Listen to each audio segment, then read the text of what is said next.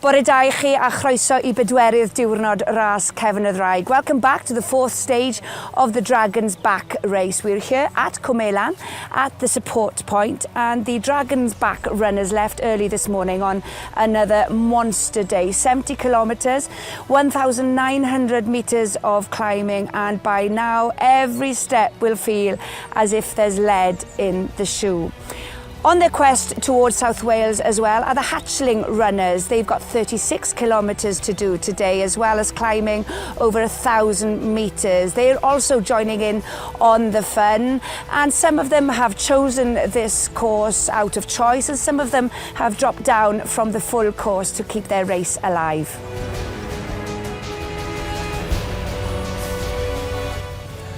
This morning the runners started from the foot of Plymleman and they travelled south into Cwm Ilan, which is a wonderful Welsh valley and really picturesque. They then followed the edge of Glyn to this wonderful campsite next to the Towie Bridge Inn, which is an absolute favourite with the runners.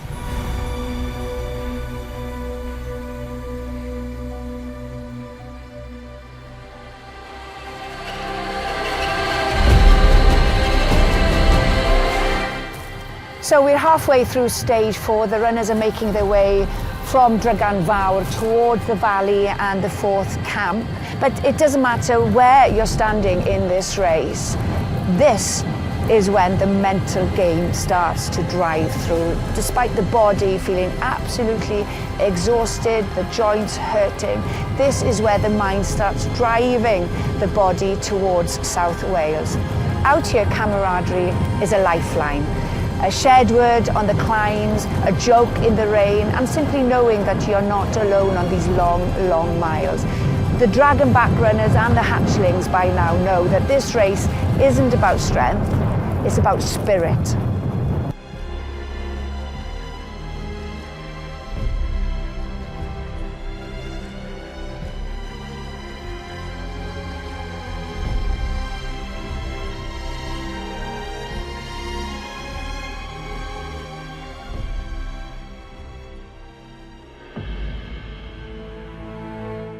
Well, croeso i'n studio. Welcome to the studio. I'm very proud to have a very proud Hatchling alongside me today. Wel, llongyfarchiadau mawr iawn I ti, Siwan, ar gwblhau y pedwerydd diwrnod, fourth stage. You must be delighted, Siwan. Yeah, it's been a really good day. It's nice to have a bit of sunshine to, just be out. I know, we're used to the rain here in Wales, aren't we? But not quite as extreme as it has been. Yeah, I don't think I've had a day like that in the mountains before. The start of the week was just mad. So how did you keep going?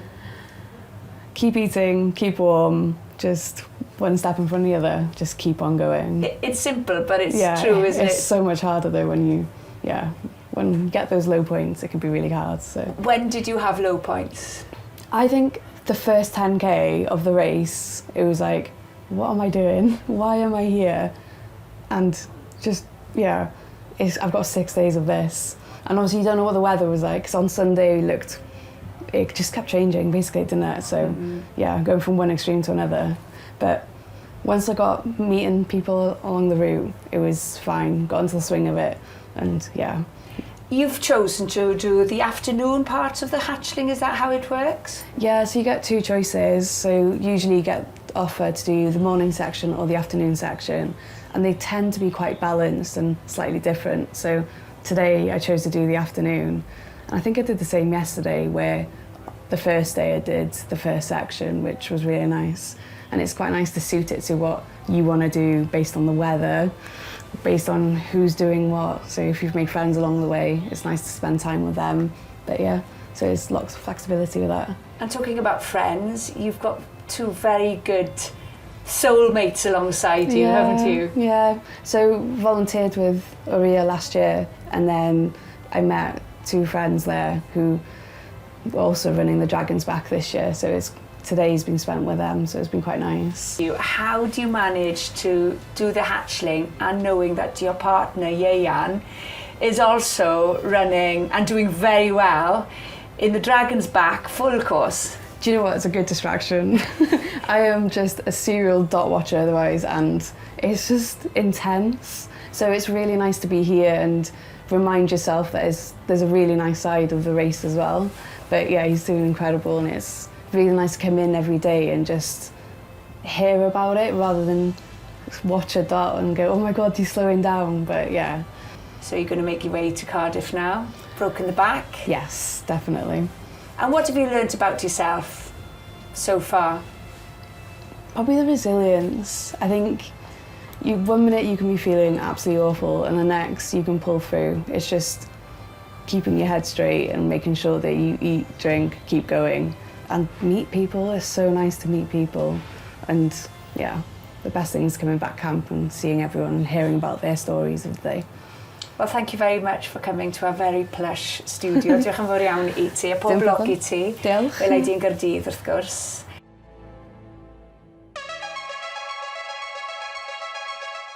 Day 4 has been all about pain management, holding on to your whys and diving deeper than ever before. At the top end of the racing, it's been very fierce for those top 3 positions, with every climb and descent making a difference.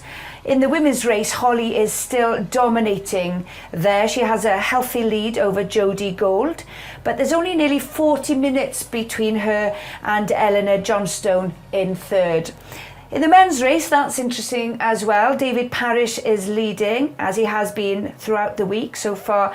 Ed Brewer is second and Pieter de Voltave is third. But the 3 of them received a penalty for going the wrong way, meaning that Holly overall has moved up to the second position, only just over an hour behind Davis. So remarkable running by Holly. She is on course to possibly break the fastest known time for the Dragon's Back race on its new format. So that's been very interesting to watch as well. And so has the Hatchling race. For every Hatchling out there, every mile has had its challenge and its own victory. And I'm delighted to say, all the way from Mexico, Jorge has joined us. Welcome to Wales, first of all, and to the studio. Thank you very much. You started out on the full course initially, didn't you? I did.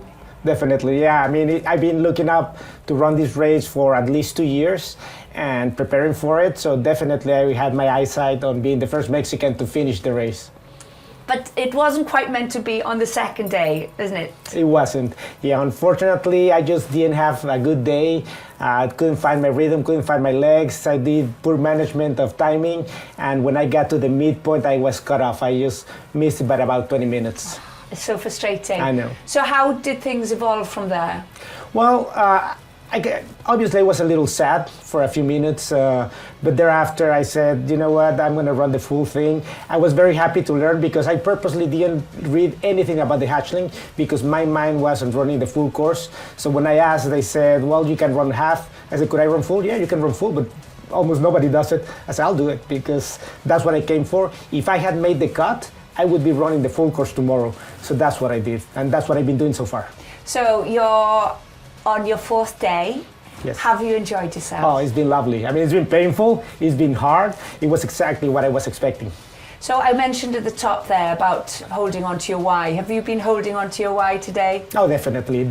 And since the beginning, even before the cut, especially the day of the cut, and my wife is my family. My wife and my kids, I mean, they support me, along with a lot of friends that have sent a lot of messages. And interestingly enough, when I start running the full course, the 3rd day, I start receiving even more messages encouraging from friends and family. But yeah, definitely my kids are my inspiration, and kudos to my wife because she's the one that makes this happen. Actually, she flew in with me just to wave me off at Conway, and she's been spending all week at the finish line at Cardiff to wait for me. So Jorge, what made you want to do the Dragon's Back race? Well, I used to do a lot of triathlons, but then I was looking for something else. That's when I did Marathon des Sables, and somebody asked me, so what's next? So I looked up what were the top hardest races in the world, and Dragon's Back kept showing up in every single list. So that's when I started researching. I started looking at the videos, and I said, this is my next bucket list. And I saw you on all of those videos, so during all my training, I was watching your videos, interviewing runners like me today, and something that really stuck to me is the I'm Danny. Go for it. Exactly. Let's do it. I'm Danny. Fantastic. Well, I'm Danny tomorrow. Good Thank luck. you. And we wish you all the very best here in Wales. I'll do all my best to finish Good. tomorrow and to get to Cardiff on Saturday. Thank you so much. Pleasure.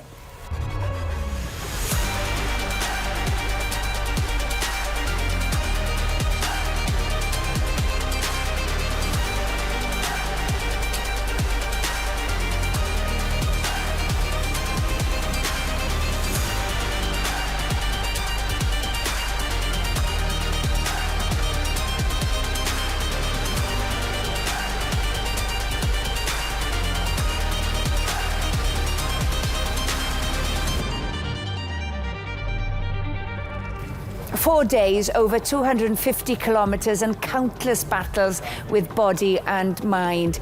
As the weather eases, day 5 of Dragon's Back race will be more about belief, resilience than endurance.